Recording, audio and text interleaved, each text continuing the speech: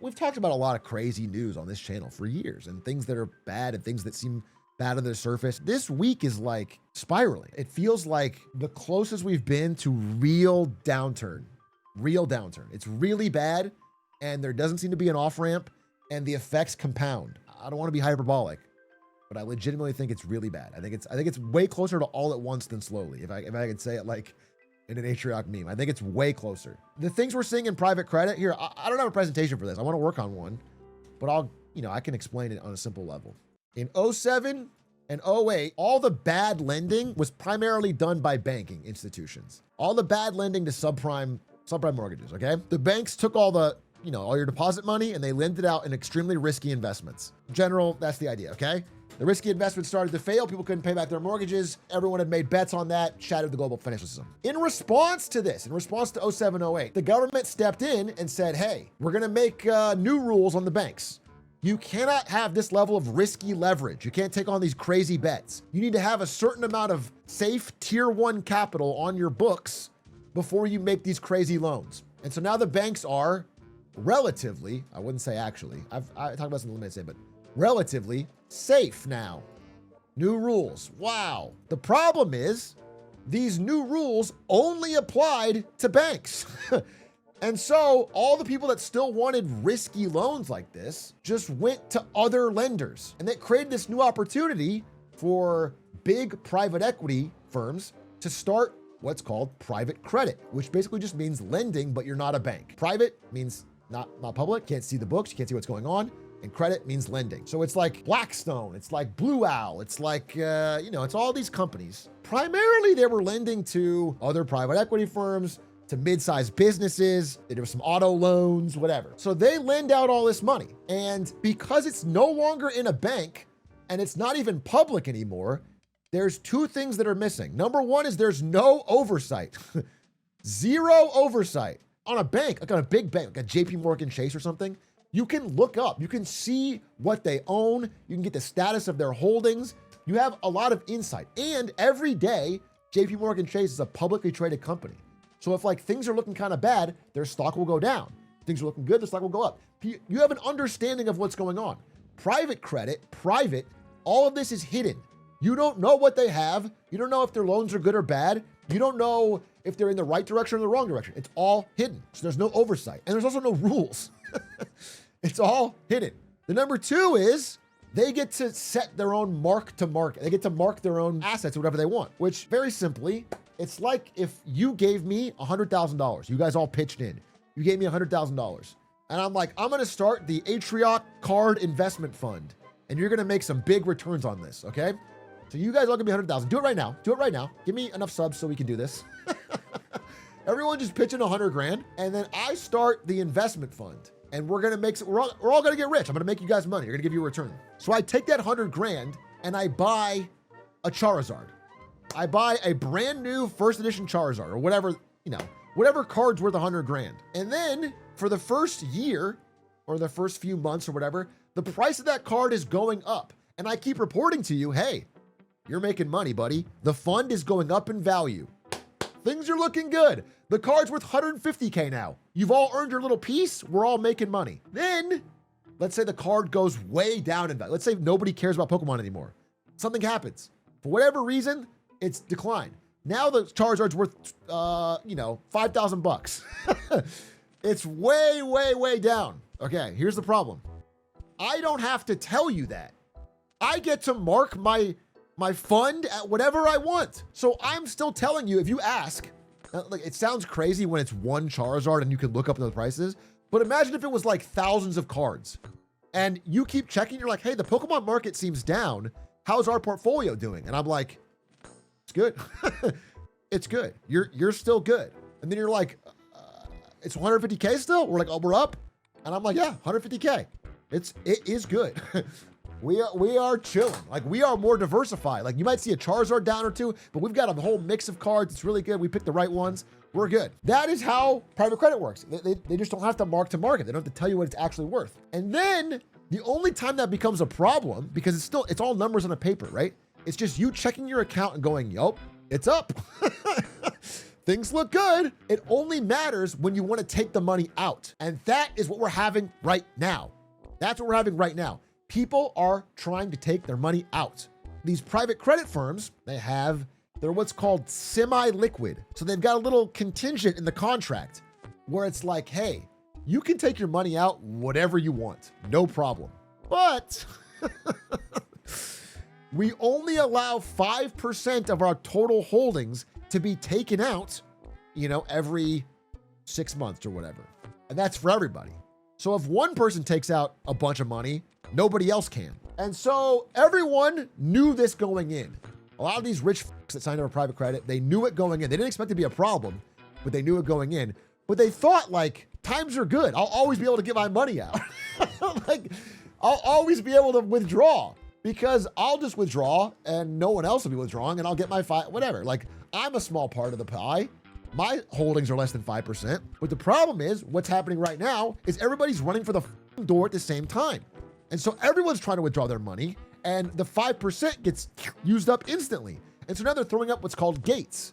So now Blackstone and BlackRock and Blue Owl, and they're all throwing up gates. They're gating redemptions, which means you cannot redeem your money. You can't sell the Charizards that you supposedly own to get some money out. And if they were forced to sell them, they would have to admit what the price actually is.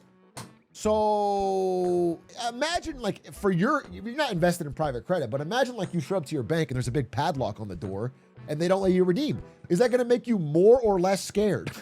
Everybody that's involved in private credit is seeing redemptions go up and get gated. And now they're like scared. Now they're like, I really want to get out. So the pressure is now on for everybody to try and get their money out of private credit. And it's causing like this kind of slow motion implosion and legal battles. And it's all happening right now. It's like this week. And it's very, very 07, 08 reminiscent. Like it's the early days of that. It feels very much like that. Now, private credit isn't as big as the residential housing market was, but I feel like this is not just private credit. This is like every debt-based instrument in America is like this. It's like they over-lent and got overly risky in the good times. And now we are in the bad times. And everybody's doing like an extend and pretend. They're all trying to find ways to keep the ship afloat. They're all trying to do shit that hides it, but it's getting harder and harder to hide it. And private credit's like the canary in the coal mine that's showing like they've tried everything and now they're just having to stop you from leaving. I got a question for you. ¿Puede el chico blanco hablar un poco de español? Can a white boy speak a little Spanish? Now I can, thanks to Babbel, today's sponsor, a language app that I have been using to learn Spanish to speak to my wife's family in Mexico. And it's easy, it's convenient, it's effective, most importantly. Now, I'm not allowed to mention competitors, so I blocked it out of what you'll find if you search for the comparison. But the truth is that while leading competitors that you may know in the language learning app space are more gamified or fun or about streaks, Babbel legitimately teaches you actual skills you can use in real conversation. It attacks the way you're learning from a bunch of different angles, so it actually sticks in your brain instead of just making you feel good with lots of brights and colors. If you want depth and practical skill while still having the convenience of like a phone kind of gamified experience, Babbel has been awesome. It fits into my lifestyle and my schedule. Again, this is Multilingual Masteries review comparing it to the leading competitor. It's more structured, designed to help you build practical skills. Its primary goal is real-life functional skills in a way that's logical but not boring. It's not necessarily for everybody, but I've found it to be quite useful in my goal of learning Spanish, and I think you might enjoy it yourself, and they're supporting the content. So if you want to check it out, go to babbel.com/big A and give it a shot. There's 14 different languages currently available you can learn from. Thanks, Babbel, for the support, and good luck to you on your journey.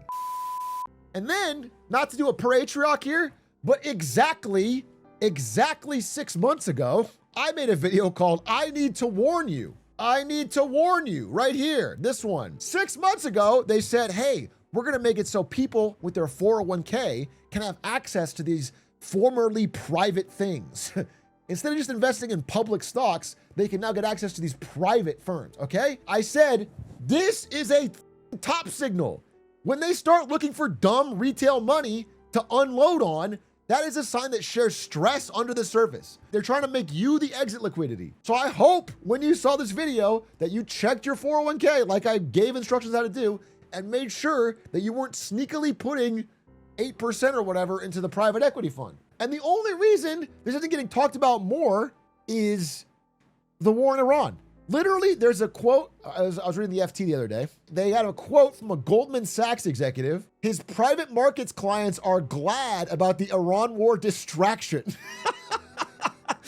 They're like so happy the news is focused on this because they're starting to implode. Like this would be a massive story if it wasn't happening the same time as a insane war. It's starting to rhyme. I'm not saying it is 2007. I'm not saying that. It is smaller. Oh, we'll see. I think it could be bigger. But private credit alone is smaller.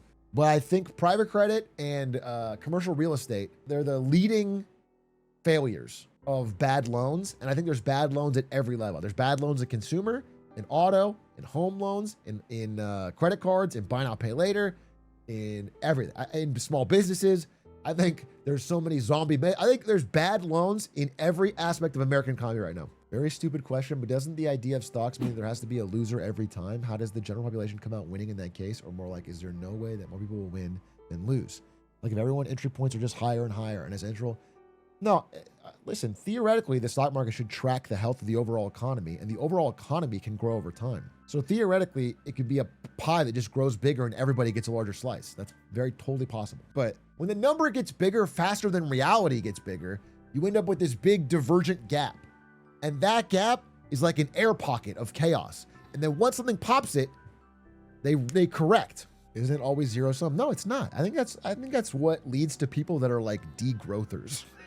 It's not zero sum. It can be win-win. An attitude of degrowth is what leads to like more conflict over resources. Technology and things you can get more from less. And both people can have more than they had before. It's not zero sum, but we're in a zero sum type moment. There's been such stupidity. Is this type of growth even sustainable after the human population peaks?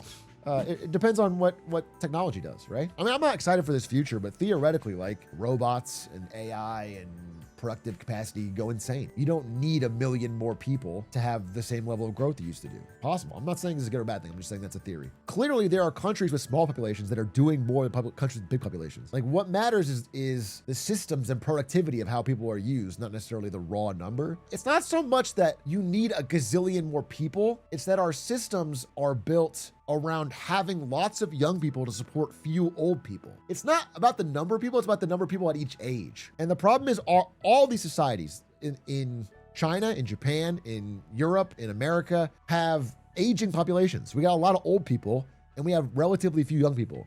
And the system doesn't work under that. It breaks under that. The demographic is bad. What if I told you I had a way to turn old people into fuel? Yeah, listen, I would just say, I don't think I have a lot of boomers in my chat. I seriously think boomers don't yet understand how much hate is already at their face, but getting worse. I don't think they fully understand that if they don't release their iron grip, if they don't allow a correction in like their housing price, if they don't allow that, I think they're just going to get, it's just going to be bad, dude. Maybe they're planning on just dying, and they may just die before it happens.